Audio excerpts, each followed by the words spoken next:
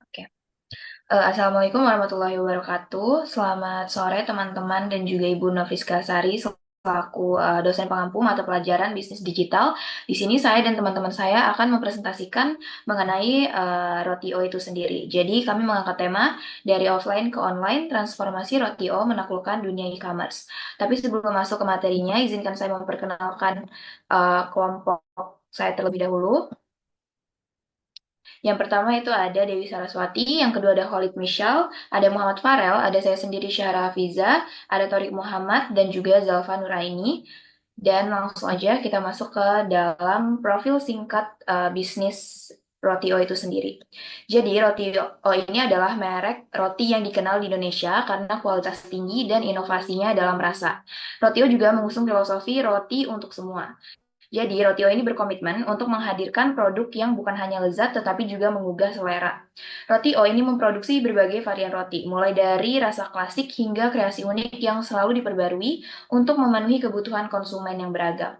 Merek ini juga berfokus pada pengalaman pelanggan yang istimewa dengan mengedepankan interaksi dan keterlibatan dalam setiap aspek bisnisnya.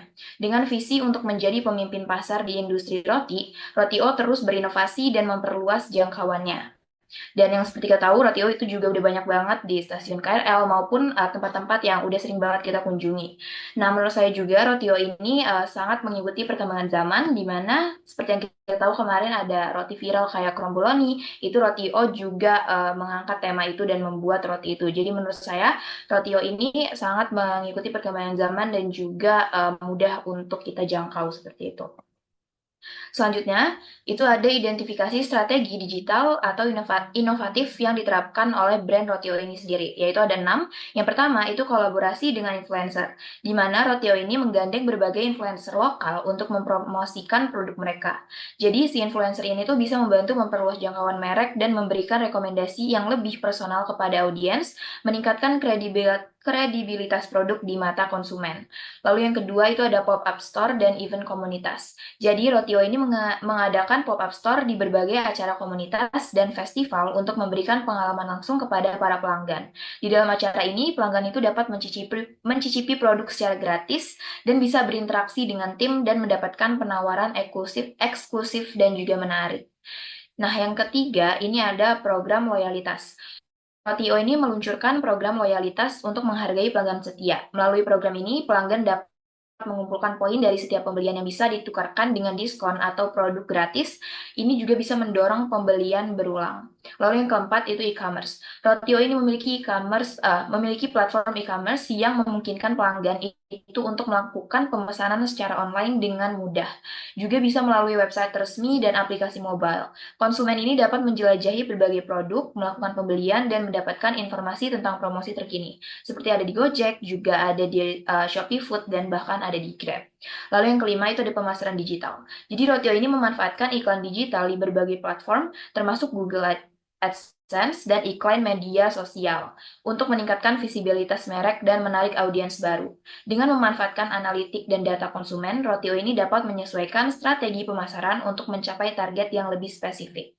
Lalu yang terakhir itu ada penggunaan media sosial, di mana Rotio ini aktif di platform media sosial seperti Instagram, Facebook, dan TikTok, dan juga banyak platform media lainnya, di mana mereka membagikan konten menarik, termasuk foto produk, resep, dan tips memasak juga.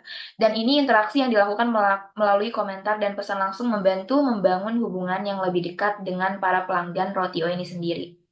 Seperti itu. Lalu untuk nextnya ini ada analisis SWOT atas implementasi aspek bisnis digital brand Rotio akan dijelaskan oleh rekan saya, yaitu Dewi. Baik, ini ada analisis SWOT atas implementasi aspek bisnis digital brand Notico. Dan di sini ada strength yaitu kekuatan. Dari kualitas produk Notico ini, yaitu memiliki reputasi yang kuat untuk produk yang tinggi dan juga brand Notico ini meningkatkan loyalitas dari para pelanggan-pelanggan. Kemudian ada inovasi rasa. Kemampuan untuk terus menghadirkan varian rasa baru dan menarik ini juga membantu membedakan merek brand Notico ini dari merek lain yang ada di pasar yang selanjutnya ada branding yang kuat. identitas merek yang konsisten dan menarik, memberikan daya tarik emosional kepada konsumen. Next.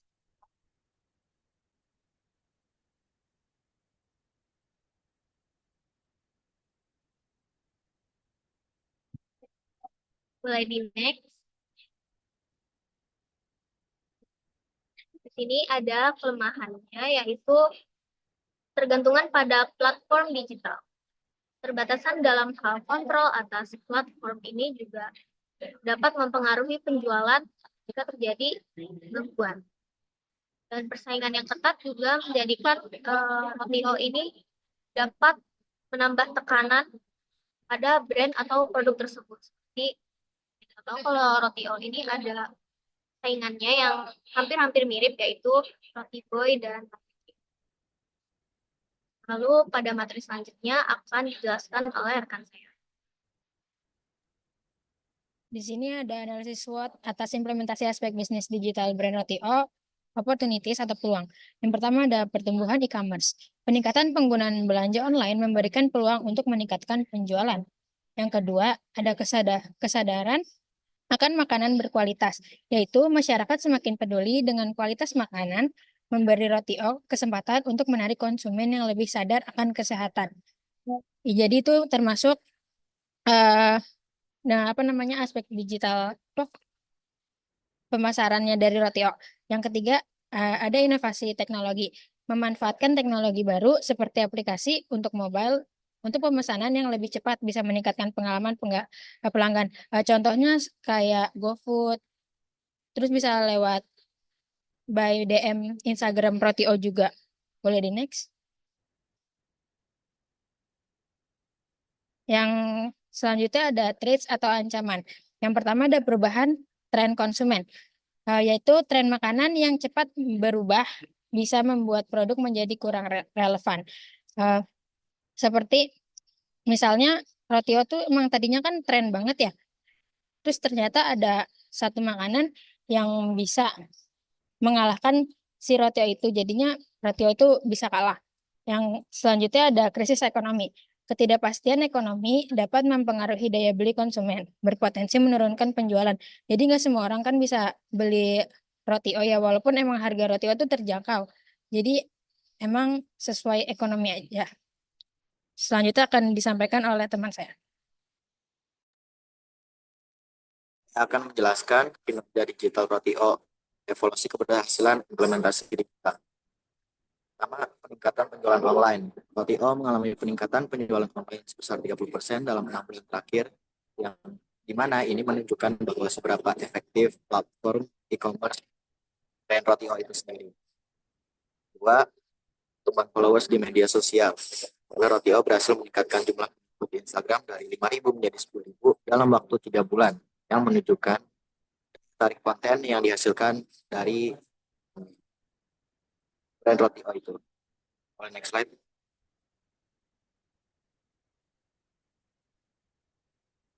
Share yang grafik berwarna merah ini menunjukkan engagement rate, di mana tingkat keterlibatan di media sosial meningkat sebesar 15%, mencerminkan interaksi yang lebih tinggi antara merek dan pelanggan. Bisa kita lihat di sini, 2019 sangat rendah, 2020 di mana saat COVID, di mana implementasi penggunaan perangkat digital mulai lebih sering digunakan, grafiknya mulai menaik lebih. 2021 sangat drastis.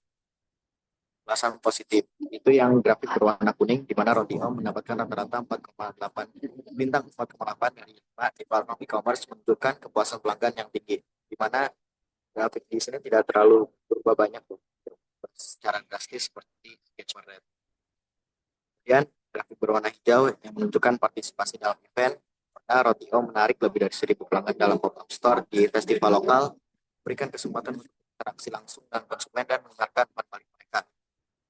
Di mana di sini pop-up store di festival lokal ya, yang artinya di tahun 2020 bisa kita lihat menurun karena saat itu sedang ada COVID.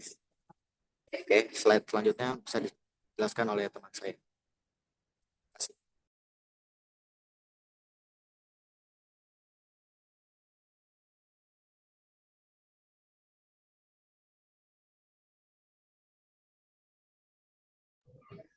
Oke, kita lanjut ke study case atau studi kasus.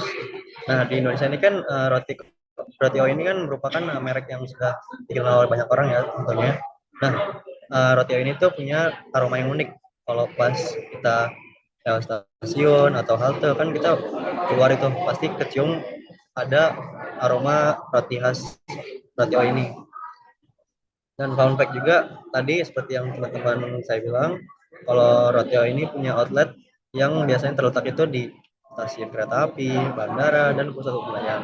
Nah, namun nggak sampai situ aja, Roti O juga menanggapi perkembangan zaman atau teknologi ini. Nah, itu mulai menggunakan penerapan seperti platform e-commerce seperti GoFood, GrabFood, dan ShopeeFood. Oke, next slide. Nah, yang pertama itu ada penerapan e-commerce tadi ya. Nah, Roti O ini tuh menggunakan platform Gojek, GrabFood, dan ShopeeFood untuk meningkatkan penjualan. Jadi itu dia nggak ngejual di outlet yang kayak halte, stasiun, bandara doang. Nah, dia di sini mulai melahirkan seperti peluncuran melalui Gojek, GrabFood, dan ShopeeFood untuk meningkatkan penjualan. Jadi dia tuh bisa menjangkau customer-customer yang lokasinya itu jauh dari tempat dia. Lalu yang kedua itu keunggulan atau kelebihannya. Nah, platform atau e-commerce ini tuh bisa membuat, seperti yang tadi dijelaskan, bisa membuat produk lebih terjangkau bagi pelanggan yang jauh dengan titik penjualan. Jadi contohnya ketika ada suatu orang yang rumahnya tuh jauh dari halte atau bandara atau pokoknya outlet Roti O gitu. Nah, dia itu jadi nggak perlu khawatir karena adanya platform, karena Roti O menggunakan platform ini, dia jadi bisa menjangkau Roti O tersebut. Lalu berikutnya itu ada integrasi. Nah, promo Roti O ini tuh sering memanfaatkan fitur promosi yang disediakan oleh aplikasi seperti diskon dan kupon perjalanan gratis.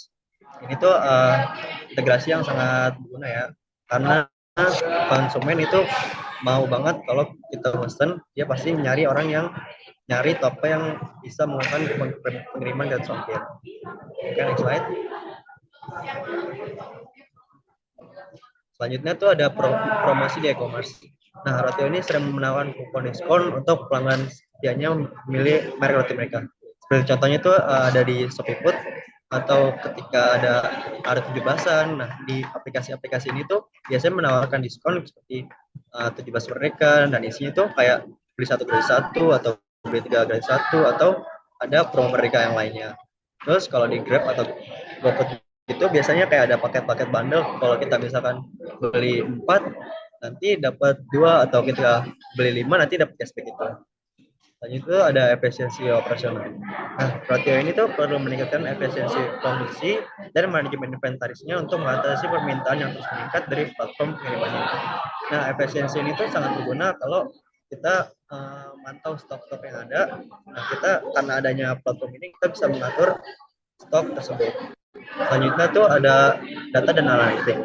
Data konsumen ini dapat dikumpulkan dan dianalisis melalui aplikasi e-commerce dan layanan makanan yang merupakan salah satu kemampuan dari teknologi ini.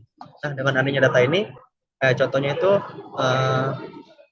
Roti O ini bisa memantau kayak dari tempat outlet tersebut kan biasanya kan dekat kayak kantor-kantor tersebut. Nah, dia itu bisa lihat kayak di jam-jam sibuk mungkin orang-orang kantor tersebut permintaannya kan banyak. Jadi itu dia bisa mengatur stok, kapan dia menaikkan stok tersebut, kapan dia menurunkan stok tersebut, dan selanjutnya.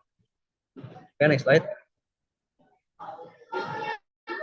Nah, ini tuh seperti dijelaskan sebelumnya sama teman-teman saya tadi ya. Roti ini tuh mempunyai tantangan atau kekurangan juga. Yang pertama itu ada kompetisi harga.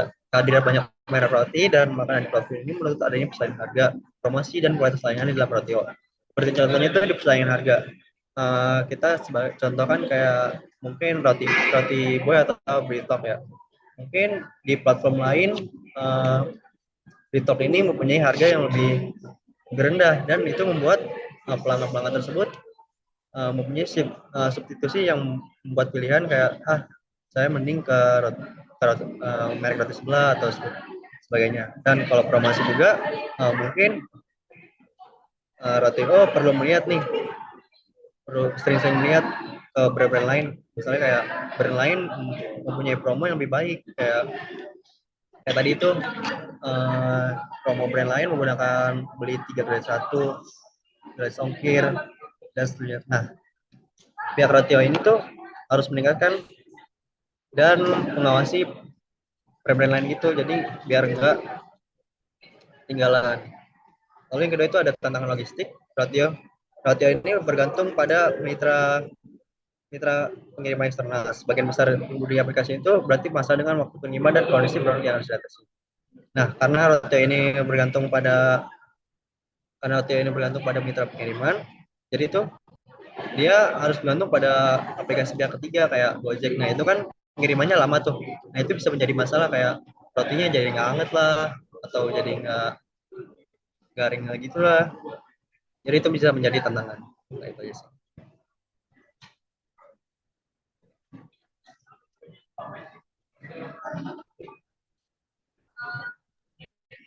Dan yang terakhir ada kesimpulan dari itu semua ya. OTO telah berhasil menerapkan strategi digital yang inovatif dan integrasi yang tidak hanya meningkatkan visibilitas merek tetapi juga memperkuat hubungan dengan pelanggan. Dengan fokus pada kualitas produk dan pengalaman pelanggan yang menyenangkan, RTO berada dalam posisi yang kuat untuk terus berkembang di pasar yang kompetitif. Melalui analisis SWOT, terlihat bahkan meskipun ada tantangan, peluang yang ada sangat menjanjikan. Dan dengan memanfaatkan teknologi serta pemasaran yang tepat, Rotio dapat mengukuhkan posisinya sebagai pemimpin di industri roti.